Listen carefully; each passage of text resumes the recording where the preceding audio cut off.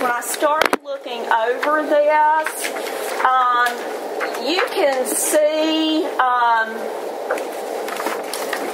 we're not doing very well. You know, these are things that the nation, your World Health Organization, that set for this country and try to implement changes, in particular with our children, you know, taking soft drinks out of the schools, trying to push for more nutritious lunches. I'm sure all of you are probably aware of those things.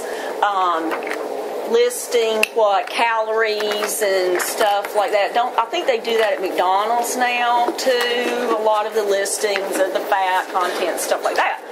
So when you look at the top one, physical activity, and you see we are improving and we are doing very, very well. The problem becomes is that heart disease is still the #1 leading cause of death in this country. So what other factors are impacting that? Well, as you can see, we're not making much headway here. Our target goal is this, and you can see we're still there. And these are just, again, FYI things, just so you can see for a lot of you. This is very frightening. We're still 16. You know, a lot of that is our lifestyles changes. You know, back in my day, you know, you came home, you had to go outside. You know, and it didn't matter if it was freezing cold. You know, we bought you a Coke for a reason. So, and that's just not the way it is. You know, I can remember telling my daughter, you know, why don't you go outside and play a ball? Are you kidding me? I sweat. You know? I mean, so, you know, times have changed and all the technology, but we have still, that's kind of scary because what did I say to you guys yesterday? You're going to have a job for a long time. Because these people are going to grow up. You know? They're going to grow up and they're going to be your patients. Well, I'm sitting in the nursing home, you know?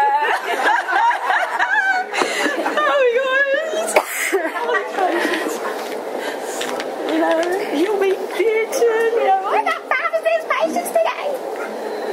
Okay, so again, hypertension, we're not doing well there. This is why stroke's the leading cause of death in this, no, stroke is the 3rd leading cause of death in this country. Those stats will probably rise.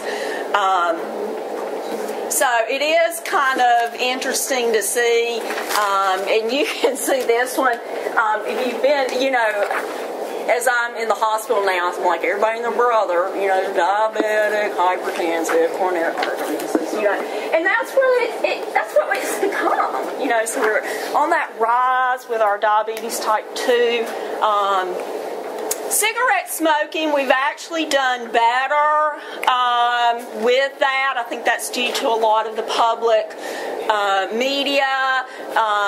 What is it now? Don't they put them behind the counter? You know, I remember the day when you could put, like, money in a machine and pull it out. So, yeah, y'all can laugh at me. Yes, I smoke.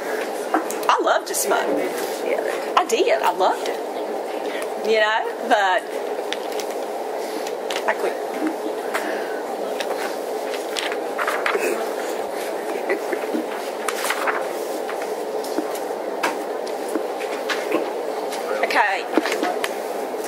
Okay, we'll go over just some of these. This is a lot of reiteration. These is something you want to prevent.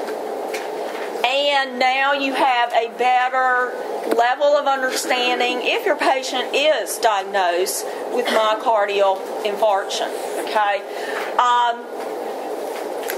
Remember when I was talking about necrosis? That depends on the size of the MI.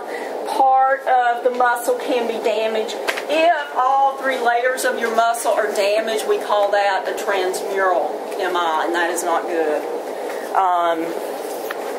And of course, that is seen with your large MIs. And that is another goal, that if you do infarct, that it's small, that it's not damaging a significant amount of muscle damage to the myocardium, because that is going to impact the fact that the rest of your organs get enough blood flow.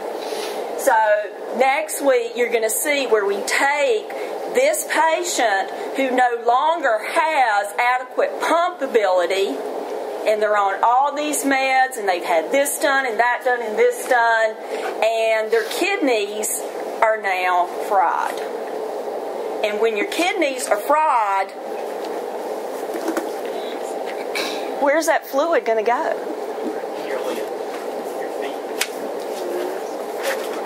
Yeah, you're going to drown in your own, you're going to flood, basically. You're going to flood in your own body. And so that's where we're going to be next week. And then we're going to move into shock. Okay? So, again, those are just your arteries. That was just a picture. I thought it was neat to see. You can see the plaque formation. It just gives you a good idea of how, blood flow is great, and now it's like half, three-fourths blocked. So, and that is going to hurt your body. We went over this yesterday. I don't want you to get too involved with this, but just FYI, if you have a patient who has infarcted, you will often see what is called a prominent Q wave, bundle branch blocks, that the conduction system has been now affected. Okay?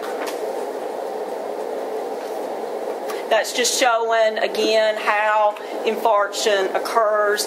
Very important to try to hit it before the muscle starts to become damaged. Okay? This I went over yesterday. Unstable, that's what that's supposed to be, unstable angina. And we talked about non-STEMI and STEMI. So both are serious. These are your nursing implications, so these are a good thing for you to go back and look at. We have gone over this stuff,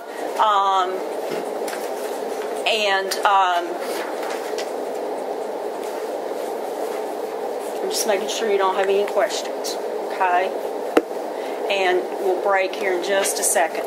I went over about what actually can happen to the ventricle because of this asynchrony. You remember I mentioned the lack of perfusion, the dysrhythmias, and that is where we can see placement of your pacers or ICD.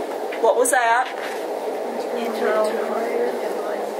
Internal cardiodefibrillator. It not only defibrillates, it paces to try and help maintain that perfusion in these patients. Okay, those patients are on a ton of meds, and as we've mentioned, to try and prevent and enhance this. Not to have clots, enhance cardiac output, enhance ejection fraction. Okay. This we're going to get into next week. Again, it basically fails. Okay, and that's where we're going to go into the drips that we use and equipment that we use to try and support the pump for the patient. So, in other words, when you get into shock, we as healthcare providers are going to take over their body systems. Okay, we're going to control them so that hopefully they will have some quality of life and get out of the hospital. Many do not get out of the hospital. They die. Okay? Or they end up in hospice care. with end-stage disease, cardiac disease. Okay, so this is a good point. Let's go ahead and take 15 minutes aware of what's on the slides and information you can refer back to, okay? So, also, remember I mentioned yesterday, you know, as a teacher, I cannot stand here and say, you know, don't read, don't do this, I cannot do that. A lot of you are doing very well and you read every word in your books and you do great. Some of my students at this level, at this short of time period, get very overwhelmed with material. So just remember what I said, my teaching philosophy, especially at this level, is it's my responsibility to find out and to know, need to know. Not only in the classroom, but in the clinical setting. So that is my philosophy, okay? So you study accordingly. Again, when the pump, being the myocardium, fails, we're going to get into this next week. You guys are probably familiar with this one, but you're going to learn about other drips that we will give the patient to support the myocardium, okay? We'll also talk about a tool which is called the intra-aortic balloon pump. Intra-aortic balloon pumps are only seen in the emergency department, in cardiovascular surgical areas, and CCU. Generally, ICU will not take balloon pumps because this is truly a pump failure. So we're going to be getting into that next week as we go deeper into multi-system organ failure. Okay? We talked about coronary artery bypass graft. Okay? What patient is a candidate for coronary artery bypass graft? Multiple vessel disease. Or left main. Exactly. Good. So multiple vessel disease. Okay? I did not go into details about that. Post-op, though, you could see NCLEX questions. You might see a question on the exam. Mental status, obviously. Remember, I said, can they stick their tongue out? Can you squeeze my hands? Can you move your feet? That means I have got now perfusion from head to toe. And then I'll say, go back to sleep. Go back to sleep. Okay? Until I want you more awake. The chest tubes. You guys studied chest tubes first year. It's imperative with any tube that it is draining appropriately. Okay, that's with any tube. I don't care if you're taking care of a patient with NG tube. That's one thing I am adamant about, is that that tube is working. With this situation, it's imperative, if those chest tubes clot, that patient could have what? Cardiac tamponade, okay? You could throw them into an emergency situation. So it's imperative. And again, this is a cabbage patient. I don't care if you're taking care of a trauma patient or whoever. Those tubes must drain, okay? Or you're going to cause issues. I think I mentioned that yesterday. Yeah, they go below the level of the occlusion. Okay. Okay, so that pretty much is completing.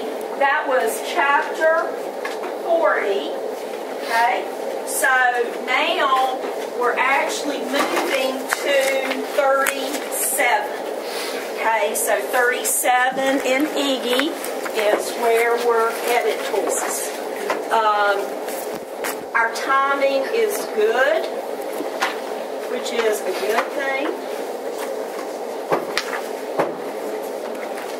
Okay, so I'm just making sure. Let me double check. Somebody had asked me, okay, So 37. Let me refresh my memory.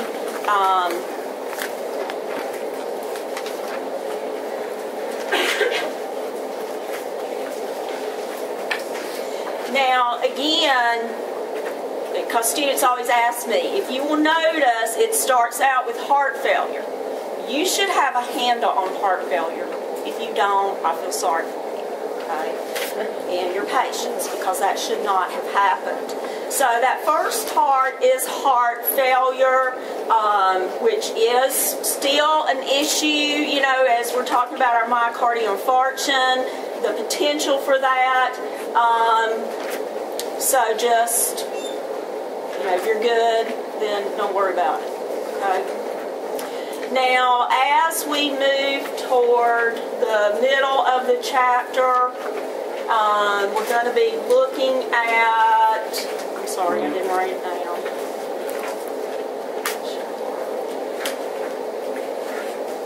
Valvular disease.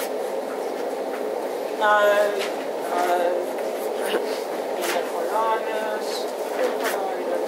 Okay, we're essentially moving toward 767, and that starts your cardiomyopathy. Okay, so 767, and that's going to take you to the end of the chapter. Okay, so just so everybody's clear on that. Our last topic, you're going to have to study my PowerPoints, okay? Because we're going to refer you to a Pete's book, okay? I went to the Pete's book, all right? So now we're moving to this next topic, and I keep losing that thing somewhere. There it is. And I laid my coffee down. I'll lay it. Thank you. I know. By Friday, I'll be standing up here and I'll think, I have a problem. I did shave this morning. I thought, God, my legs are looking like Jason's legs. You know?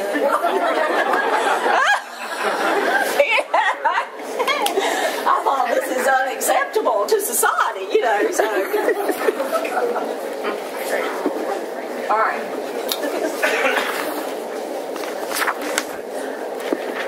Okay. Yes, my senior students probably know me better than anybody, you know.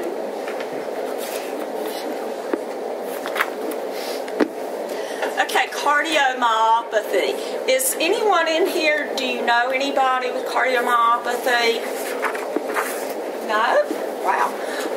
Cardiomyopathy is a very, very unfortunate situation.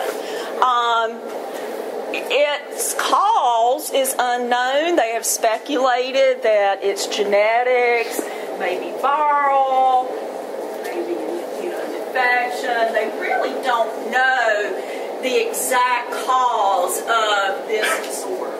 Okay?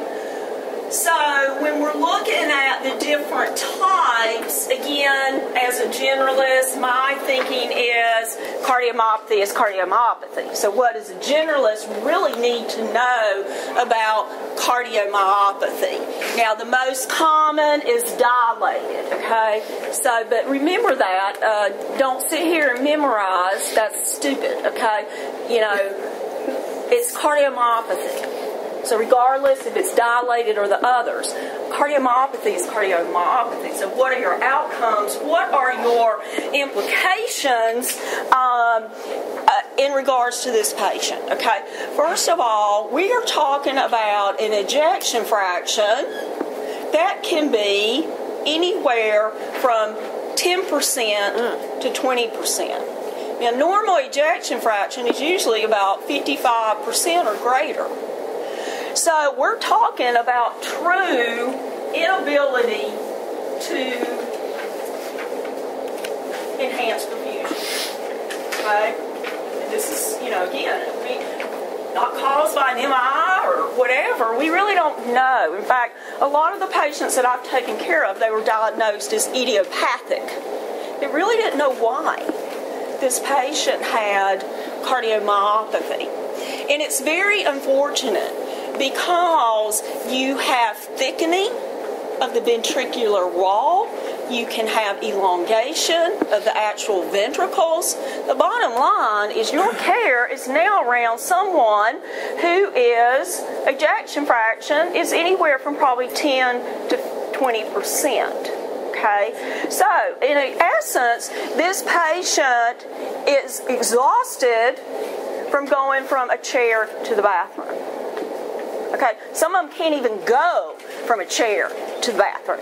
They have to have a wheelchair because if they walk, that's going to exert so much energy, and you increase the heart rate in this patient. What have I said about that? If you increase the heart rate, what's going to happen to their perfusion? Decrease. Oh, it's going down the tubes big time, okay? So, again, you're talking about someone who could need oxygen at all times, okay, possibly.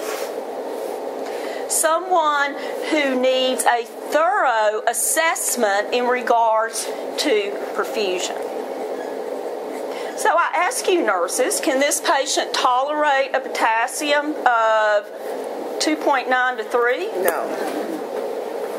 You're going to send them into a dysrhythmia and they're going to die. Okay? Can this patient tolerate a bath, make the bed, eat? No. Okay? This is probably a patient that you're going to have to treat like a severe COPD patient. Okay? You would like rest in between. Oh, yes. So a lot of them, again, it's for some patients, it's all you can do. It's like, can you eat? Depending on the severity, but you let them eat. You leave them alone. You have to assist a lot of them with a bath. They cannot exert that kind of energy. Okay? So again, these patients too, if the could end up obviously in hospice care. Okay, and you may say, do you see them a lot in critical care? Actually, we don't. The type that we see in critical care, as Kayla already knows, is one, this is FYI, is called Takotsubo cardiomyopathy. It's actually a stress-induced cardiomyopathy that we see. But for cardiomyopathy, we often see them on the telemetry floors if they're hospitalized. A lot of your cardiomyopathy patients have a DNR. They do not want to be resuscitated. They just want to live their life comfortably as possible. They take a ton of meds. It's a great patient to give a first-year student learning meds. And so, again, this is the patient that we're talking about, okay? So your implications in your plan of care have to change, okay? Not this go in and do, because that's not going to work, okay? To give you a really funny story to help you remember, okay, I was at Matthews, Presbyterian Matthews. Okay, and this dodo bird didn't make it. But, excuse me, yeah, she was nursing stuff. But, sweet she can be. You know, we love sweet people, but guess what? If your brain's not working, you can be the meanest human being in the world. But if your brain's working, I'll tolerate you, you know. So anyway, this poor girl, she is assigned a patient, lovely little lady, cardiomyopathy, end stage. She's actually end-stage cardiomyopathy. She was going to be going to hospice care. Now, it is kind of a delightful story in that this nurse, this student came to me and said, Ms. Rumble, all she wants is a shower. So I'm sitting there going, how do you intend to proceed with a shower when the bed is here and the shower's over here? She goes, well, can I pick her up and carry her? No. It's not going to work. You going to hold her in the shower too? She goes, I can get a wheelchair. Well, that's an idea. And I told her, if you kill this lady, you will die today. Okay? As well. So we not bury one person, we're going to be burying 2 people. Okay? And so she was like, okay, you know? So, and she was, she played sports. Okay? So she could have picked her up easily. So I said, you do you hear me? Repeat, do not leave her unattended. Yes, ma'am. And I thought, God help me. I can't believe I said that. So I'm making sure that my focus remains on that side of the hallway. So we get her in the wheelchair, force her oxygen. You know, I thought she was going to kill over getting in the wheelchair. And I said, stop. Get her breath. You know me, I'm turning the oxygen up to 6 and 7, you know. I'm like, breathe. So we got her in the shower, and I said, how do you tend to do this? She goes, well, I guess I'll take a shower with her. I thought, more power to you, honey. You go right ahead and take a shower with her. So sure enough, we got the shower done. Courtney was soaked, and I mean soaked. We got her back. I just looked at the sky. She sat on the bed and thought, I ain't never doing this again, God, you know? But we got her laid down, and I will tell you, she hugged Courtney's neck because that was like the greatest gift you could have ever given her. So, a funny story, but not one I would repeat because I thought we were going to kill the lady, you know, trying to get her in the dang shower. My point being, this is the type of patient you're dealing with. The most common is called dilated, okay, where the ventricles are actually dilated. Again, what causes it, we don't exactly know.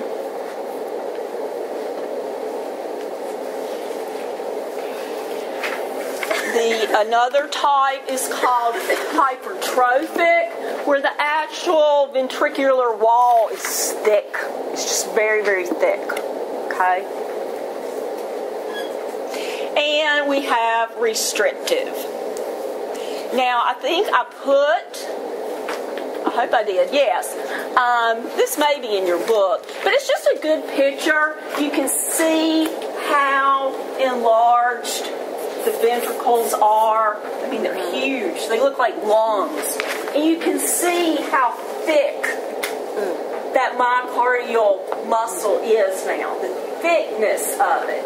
This is one we don't see a lot of, but you can see how impaired that ventricle is when you're looking at the different types. Remember, this one is the most common, but cardiomyopathy is cardiomyopathy. You are dealing with actually a very sick patient.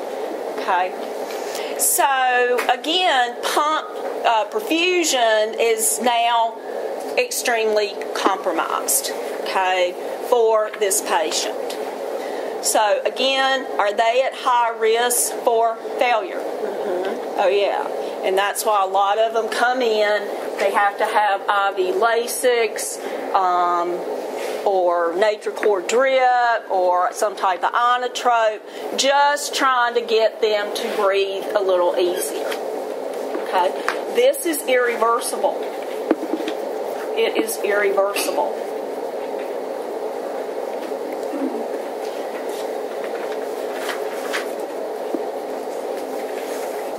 So, you can just, I hope you now can visualize this patient.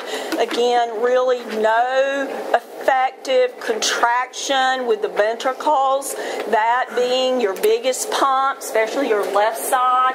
So, perfusion is drastically reduced. They're on all your meds, nitroglycerin, a lot of them are on Coumadin, because obviously with that impaired contraction, they're at risk for clots, okay, and dysrhythmias, okay. So these patients are candidates for your ICDs, right, to help them stay out of dysrhythmias at least and enhance perfusion. So they are on a lot of medications. Their care has to be spaced out because they are compromised. So you may say to yourself, well, what is their option? I mean, they just, they either live like that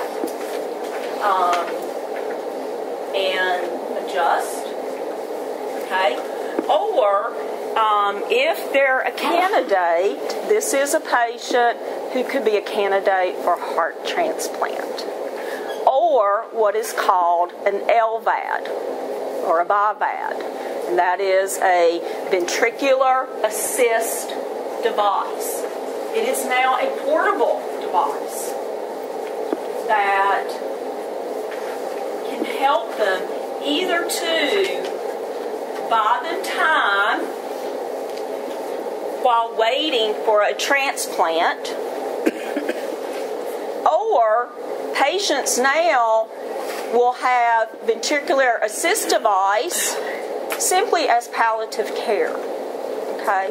Do you think we have enough hearts out there for every patient that is a candidate for a transplant? Oh, no, we do not. Okay? So a lot of these patients, they will die waiting for a transplant. Okay? If you ever get to care for one, they're just a cardiac, real critical thinking is just of utmost. So they're a great cardiac patient to work with. So a lot of you now, if you see that your patient has an internal cardio defibrillator, you can already know their ventricles are shot and their perfusion is lousy. Because there's a reason they had to get that. Okay? Their ventricles are shot. Okay? So, you're looking at the whole big picture. Transplant is going to be the best option. Other things they have done is tried to cut away some of that tissue, especially with hypertrophic, and they can even try chemicals and do ablations, trying to do anything within the power to enhance perfusion. But this is their best option right here. But many die while waiting for one. Okay? So again, what are your outcomes? Maintain what little perfusion they have, and Lord knows, do not increase their oxygen demand. Don't do it. Or you're going to throw them in the toilet. Okay? So those are your big outcomes with these patients. So that is going to affect your plan of care. And making sure they take all their meds. Rarely do we ever hold any meds with a cardiomyopathy diagnosis. I don't care if your blood pressure is 90. Because, to be honest, you can't afford a high blood pressure. That'll kill you. You can't afford a high heart rate. So rarely do we ever hold any meds with these patients.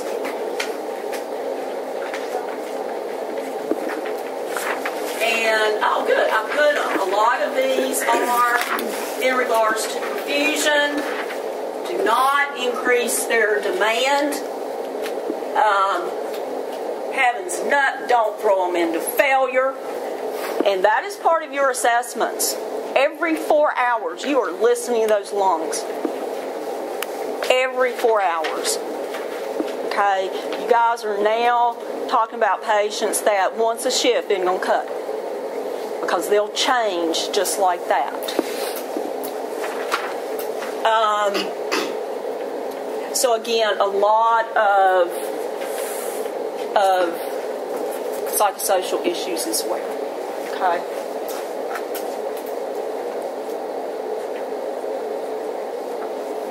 They have to take their meds.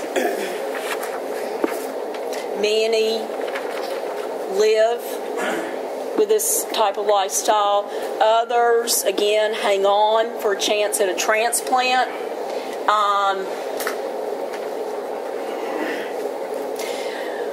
The problem with this has been, and yes, I work with transplant patients. One, there's not enough hearts. Two, when they first started transplants, it was not that great. Okay, we had a large incidence of rejection, even though we had some pretty good meds out there, such as cyclosporin. This one to immunosuppress. These patients had a lot of problems, and I'm not saying they don't now, but rejection is a huge problem. Okay, because if you reject, then you're probably not going to live. So a lot of changes have occurred over the years. In that we now actually have a method of monitoring for rejection, actually doing biopsy. And again, you may say, well, what do? They actually now are going through the jugular vein and can actually biopsy the myocardium, which to me makes perfect sense, because did you know you can do an echocardiogram transesophageal? Okay, we can put you to sleep and we can actually see your heart and your valves by putting a scope down your esophagus. It's called a transesophageal echo. Okay, so there's a lot of advancements with this, and that is a very good thing. You can see survival rate has increased tremendously. And that a lot of that is due to more immunosuppressants, Prograf. Now, these patients have to be monitored continuously, meaning that, they need to always do their follow-up appointments, make sure they're taking their meds, they have to have lab work, because obviously this is going to cause the immune system to be suppressed. A lot of them can be on prednisone, which is a very old drug.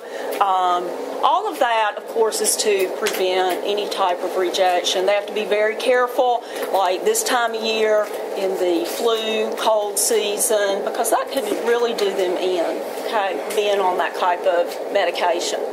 But a lot of advancements, which is a good thing. I was glad to read about that. This is, let me see, do I have a picture of it? This is a cool thing. For those of you, if you ever work in a very large facility, this baby is portable now. And you can see they actually go in and put, and I like this picture because you can see it shows you the inflow and outflow method, right? And the power pack, and this is connected now to a little thing here that they actually can put on their wheelchair, so at least they have a little bit better quality of life, okay? So I just think that's so cool how they do that. They've made a lot of advancements, guys. I remember when we started using some of the LVADs as a bridge to transplant. So these are really great. They're now accepted as a form of palliative care for these patients. So that's just really a good thing as far as quality of life.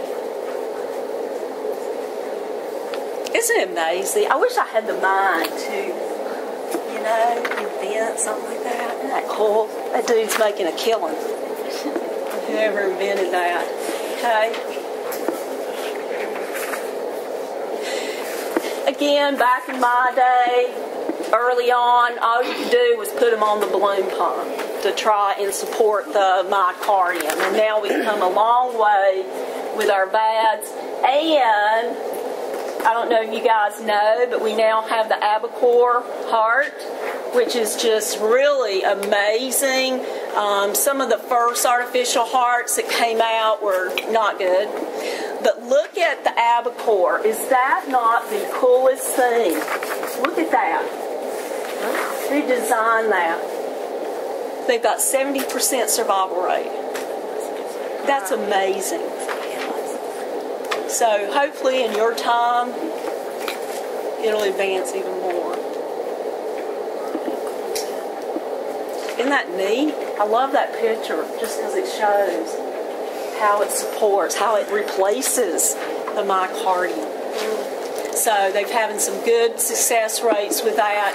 For those of you, again, if you ever get a chance to go to a large hospital, it is very much worth your experience,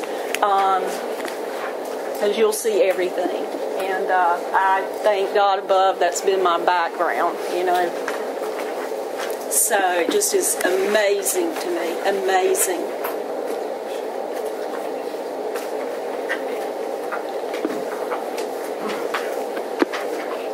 Questions. Can you now envision yourself caring for a patient diagnosed with cardiomyopathy? Yes. That's a true challenge. So again, we've gone now above less assess the heart to looking at a bigger picture.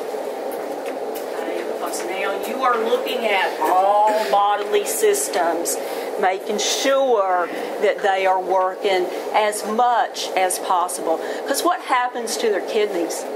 Decrease perfusion. They shut down. BUN creatinine are going to rise. You got decreased urinary output because of the lack of perfusion. That often is what throws them into problems. Is again the congestive heart failure, and they just can't take that extra fluid. Okay, they get very dyspneic, more so. Okay, we are doing very, very well with times. And, I need to look at the quiz and, of course, get the exam. All that mess. So, this last topic is just really listed in the conceptual model as in relation to impaired perfusion. You may have talked about this, or maybe it was mentioned in your PEACH unit. But the point being that this diagnosis can definitely cause a lot of issues. Have I seen them as adults? Yes. And that a lot of times is due to poor, what am I wanting to say, medical care, you know, not going to the doctor, not really looking at symptoms and things like that. But usually this is also something that we can see in our babies, children. Usually what occurs is of course, the myocardium, when you're born, has actually two holes. It has the atrial, and you have a little hole here in between the septum, and that should close. Obviously, okay, they should close. Well, there are times when this doesn't close, and the problem with this is called ventricular septal defect. You actually have a hole in between the septum. Now, obviously, as you're looking at this, the size of that hole is going to impact the symptoms that your patients are going to see, okay? Even as a baby, if they are asymptomatic, that is often when they'll go in and patch it, okay? Because you want to go ahead and get that done. But there are times when patients have fell through the crack, and yes, I have seen adults. This is the most common congenital heart disorder, is ventricular septal defect. For whatever reason, with genetics, we don't know why it doesn't close. Again, remember, the size of that hole is what impacts the symptoms that you see in your patient. So essentially what is happening, if you can think about this and how it's going to impact perfusion, you actually have oxygenated blood now going to deoxygenated blood. So I just felt like that's one of the best ways for you to now envision that in your minds. So all of this good oxygenated blood is going to deoxygenated blood, and it's making the heart work harder and harder and harder. Okay? Over time, it's going to cause hypertrophy, valvular disease, and the big thing is, if you remember, when you look at the ventricles, this is your high pressure side, this is your low pressure side. So this low pressure side is trying to compensate for this additional volume that is coming to this side of the myocardium. And of course, it's pumping this to the pulmonary vasculature, which in turn is causing major increase in pulmonary pressures. So if you can just kind of envision that, you are going to be able to really see a patient with VSD. Okay? Now, as this occurs, what is the one thing that we see? Obviously, we can see EKG changes, but I will tell you that is the loudest systolic murmur I've ever heard in my entire life. Okay, it is so loud because the blood is not flowing. Okay, so a loud holosystolic murmur. Very, very important to take this patient to surgery and get it patched. Okay. The problem becomes, obviously, as an adult. So you may say, well, why would you put a baby through surgery? Because as an adult, this damage is done.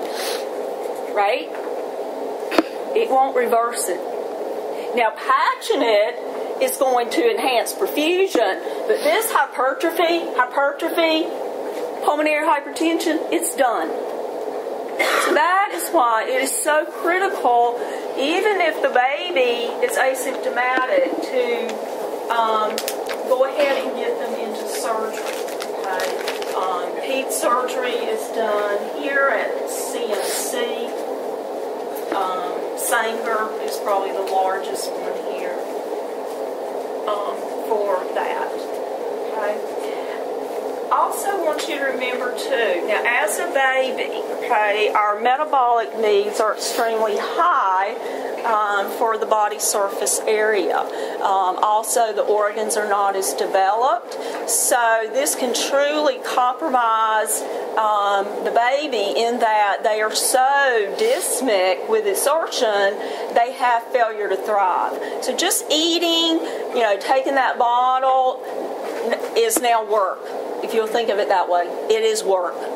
And so the baby's not going to eat. So the baby's going to have growth issues.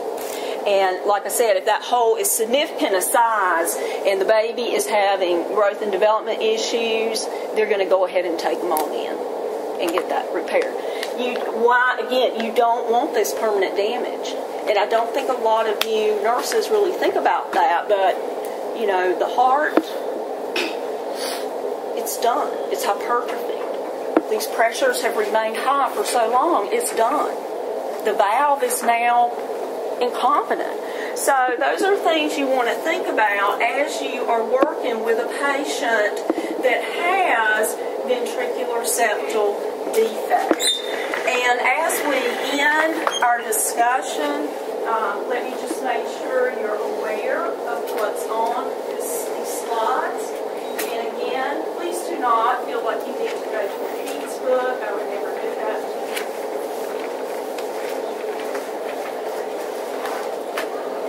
The most common congenital heart disease. Why is it in the conceptual model? It truly is impacting perfusion. And since it is the most common, I think that's why they probably threw this in. Okay, so there's going to be only like 2 questions. If you just paid attention to me, you're going to be able to answer those 2 questions. Because truly, in identification, you work with an adult, you will know that murmur like you've never heard anything before. Okay? And you're going to see the impact of that dilated ventricle or a hypertrophy ventricle and the increased pulmonary pressures in the baby. You'll see dyspnea to a point they don't eat, failure to thrive. Okay? So you're going to be good. So again, just review your PowerPoint. Again, this is stuff I've gone over. The cause, as with fortunately a lot of things, they do say genetics plays heavy impact in ventricular septal defect. The ones I have taken care of, it was a genetic issue. So again, perfusions decrease because blood flow is no longer as it should be in the proper directions, increasing that workload. Okay.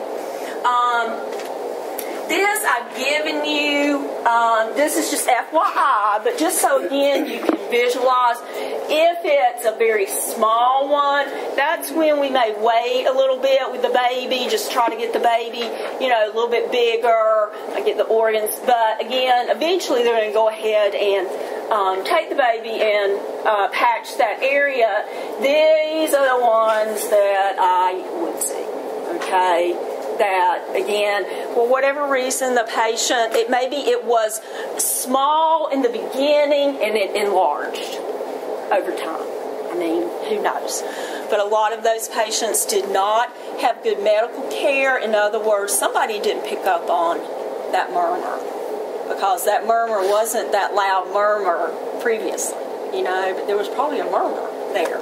So, and that is not that uncommon, you know, with a lot of our disorders, okay? If you think your family member has got some cardiac issues, I mean true cardiac issues, you need a daggone cardiologist. They are the experts. And being in that area for as long as I have, I know it.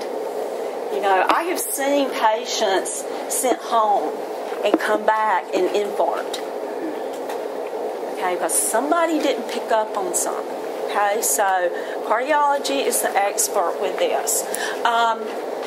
This I've gone over. Obviously, we can do the echocardiogram. With majority of our patients, even the baby, we want to cath them to see what the extent is. Obviously, with the baby, to see if there's any other abnormalities. We do have to open the chest. I've had a friend of mine, her baby had VSD, is grown now and is done very, very well. So again, it's just things you really have to monitor. In particular, if it's identified and that hole is very small, you still need to monitor that. And that's something a parent needs to be taught, is to monitor that. So the current guidelines, guys, just if you were thinking about this is FYI. With closure now, they only recommend therapy for 6 months, which I thought was kind of interesting.